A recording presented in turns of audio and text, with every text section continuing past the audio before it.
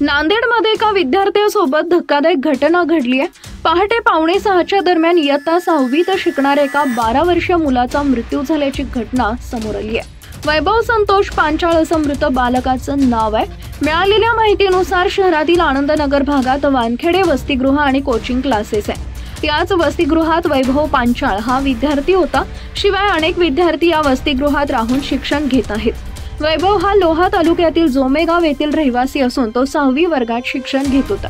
5वीचं शिक्षण पूर्ण केल्यानंतर पुढील शिक्षणासाठी कुटुंबियांनी त्याला नांदेड शहरातील एका शाळेत टाकलं। त्यानंतर राहण्यासाठी आणि ट्युशनसाठी आनंदनगर भागातील वानखेडे वसतिगृहात दाखल केलं होतं।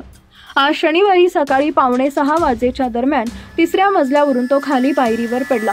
तात्काळ त्याला खासगी रुग्णालयात दाखल करण्यात आलं होतं, मात्र डोक्याला गंभीर मार लागल्यानं त्याचा उपचारादरम्यान मृत्यू झाला।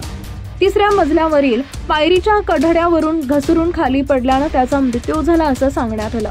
3ऱ्या मजल्यावर तो काय करत होता, अपघात आहे की घातपात याचा तपास विमानतळ पोलिसांकडून केला जात आहे। दरम्यान या प्रकरणी गुन्हा दाखल करण्याची प्रक्रिया सुरू असल्याची माहिती आहे। या घटनेनं मात्र एकच खळबळ उडाली आहे। दरम्यान पुढील अपडेटसाठी AM मराठी न्यूजला जरूर सबस्क्राईब करा।